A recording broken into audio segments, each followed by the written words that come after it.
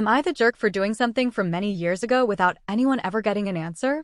I met the girl, who is 18, essentially on a blind date, although we did see pictures and spoke over the phone beforehand. She had recently come out of a long-term relationship, and I made a significant effort to take time off my busy schedule to meet her. It was an hour's drive to her house, and I also paid for everything that night.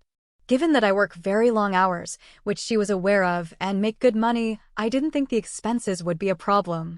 We agreed on a place to eat over the phone before heading into town, where we had some great conversations. However, after meeting in person, she refused to engage in conversation, even when I asked her open-ended questions like, "What did you do this week?" or "Which classes did you sign up for?" She would only say, "I don't know," which left me baffled. We also couldn't agree on a restaurant, with her objecting, and this created further confusion. After an hour of talking myself into the date, I became relieved to cut it short early and spend time with my friends, as it was clear she wasn't interested in me.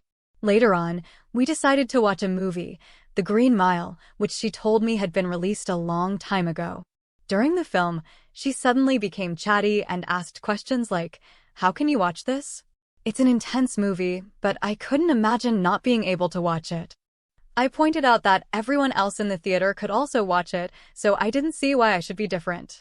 As time went on, I started feeling resentful but was still confused about what had happened. When we arrived at her house and it was late, she said she'd had a good time, which seemed like an obvious lie, given how polite she was being after all that.